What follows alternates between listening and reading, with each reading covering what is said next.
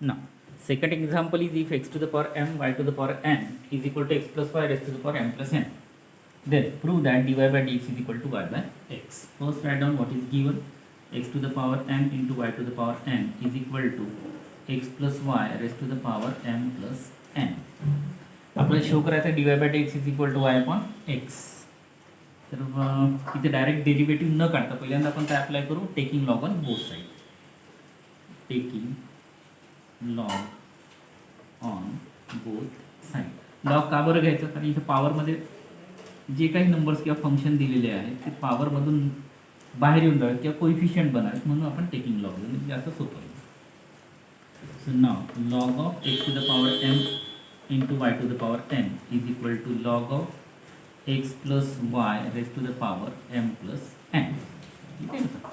Now log of a into b काय याचा answer log a plus log b and log of a to the power m याचा answer m log a. हे दोन log इथे apply करू.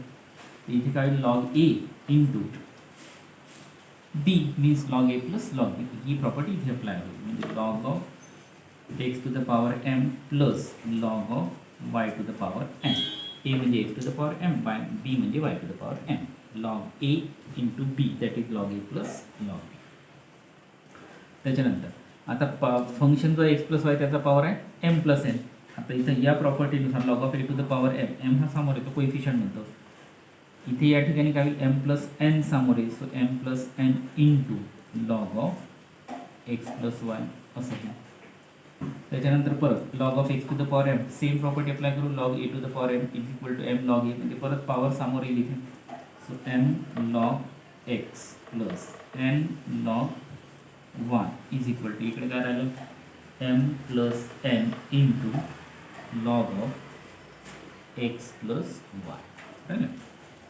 आता कुठे पॉवर दिसतो का, नाही. नाव डेरिव्हेटिव्ह, नाव differentiate with respect to x.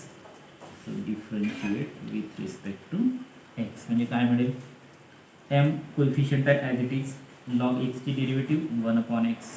N coefficient आहे ॲज इट इज, लॉग वायची derivative 1/y dy by dx. लॉगमुळे येणारे डेरिव्हेटिव्ह 1/y आणि वायची derivative dy by dx is equal to M plus N as it is. Log of X plus वायची derivative काय होईल 1/x plus Y आणि परत एक्स प्लस वायची derivative 1 plus dy by dx. परत एकदा बघा, लॉग ऑफची डेरिव्हेटिव्ह 1/, आणि ब्रॅकेटमध्ये काय उरलं एक्स प्लस वाय. तर एक्स प्लस वायची डेरिव्हेटिव्ह, एक्सची डेरिव्हेटिव्ह 1, वायची डेरिव्हेटिव्ह dy बाय dx.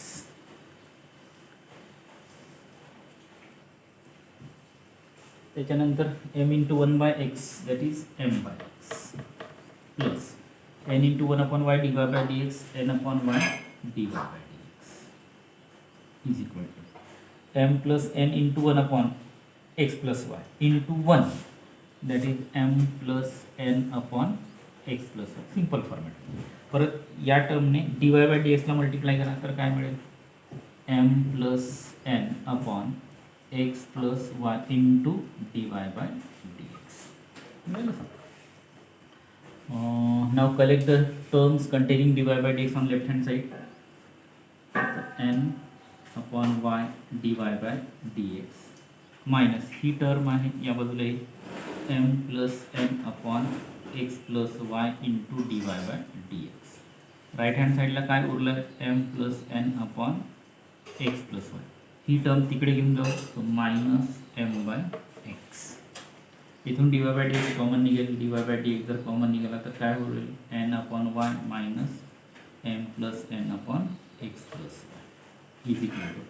इथे क्रॉस मल्टिप्लिकेशन करता येईल x into m xm plus n into x nx minus m into x mx minus m into y minus my whole divided by x into x plus y. इथे cross multiplication करता येईल dy by dx into n into x nx n into y ny minus y into my minus into plus minus n into y ny divided by y into x plus y is equal to इकडे xm minus M X cancel, काय उरलं N X minus M Y, N X minus M Y, denominator is X into X plus Y. इथे X plus Y आहे, इथे X plus Y हाय cancel होऊन जाईल. इथे परत काय कॅन्सल होतं का, एन वाय निगेटिव्ह आहे, एन वाय पॉझिटिव्ह आहे, कॅन्सल झाला. इथे N X minus M Y राहिला, इथे N X minus M Y राहिला, म्हणजे तोही कॅन्सल झाला. इथे एक स्टेप वाढवून टाकू आपण, D Y by D X is equal to, इथे काय उरलं N X minus M Y upon Y. इथे काय उरलं N X minus M Y upon X. बरोबर, both have same numerator so get cancelled. वायला आपण त्या बाजूला घेऊन जाऊ. So D Y by D X is equal to Y divided by X. जे पाहिजे होतं ते भेटलं. अशा पद्धतीने आपल्याला याचा आन्सर फाइंड आउट करायचा. त्याच्यानंतर next example. Next third question is, if sine of P X to the power M minus Q Y to the power M upon P X to the power M plus Q Y to the power M is equal to R. This r is constant. Then we have to show that dy by dx is equal to y by x. Solution.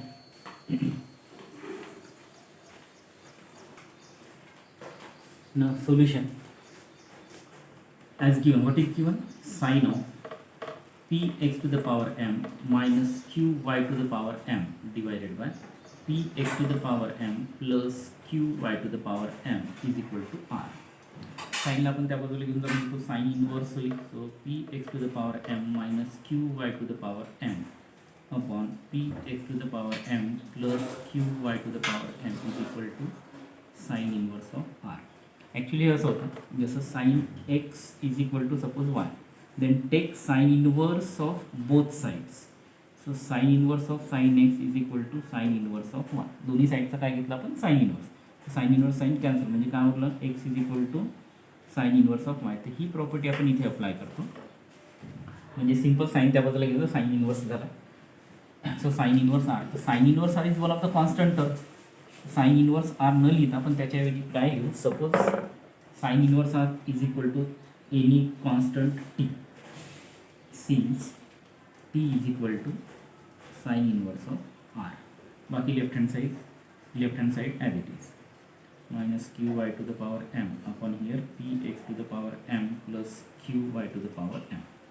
आता denominator तिकडे घेऊन जाऊया. So p x to the power m minus q y to the power m is equal to t times p x to the power m. Direct multiply करून टाकू ते t into p x to the power m plus t into q y to the power m. आता x to the power m च्या दोन terms आहेत, y to the power m च्या पण दोन टर्म्स आहेत. तर आपण एक्स टू द पॉवर एमच्या टर्म्स जवळजवळ घेऊन येऊ. Minus T P X to the power M, इकडे Y to the power M T Q Y to the power M, हा तिकडे जाईल म्हणजे plus Q Y to the power M. Take P, P नको, P कॉन्स्टंटच आहे. आपण X to the power M फक्त कॉमन काढूया. So x to the power M common निघेल म्हणजे इथे उरलं पी मायनस टी पी. इकडे Y to the power M common निघाला म्हणजे काय उरला T Q plus q. So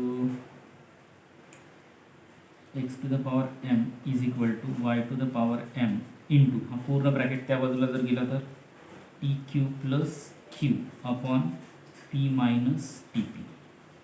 आता P Q T all these terms are constant, म्हणजे हा पूर्ण जो ब्रॅकेट आहे तो ब्रॅकेट काय बनेल कॉन्स्टंट बनेल. So right down here let bracket म्हणजे T Q plus Q upon p minus tp is equal to suppose k, any constant. हे कुठला नाही कुठला जो काही नंबर येईल त्याचा कॅल्क्युलेशन केलं तर तो number suppose to be k.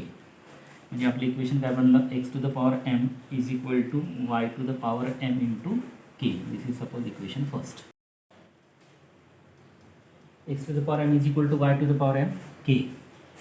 So now this equation is differentiate with respect to x, means m x to the power m minus 1 is equal to m y to the power m minus 1 into dy by dx. This is derivative of y into k remain as it is.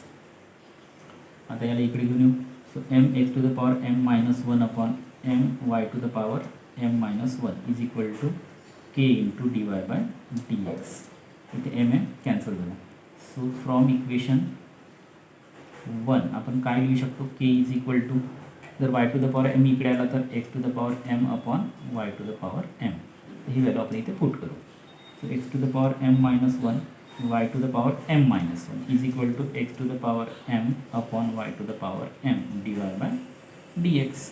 हा term आता cross करून घ्या cross multiplication. So x to the power M minus 1 upon Y to the power M minus 1 हा इकडे जाईल म्हणजे y to the power m होईल.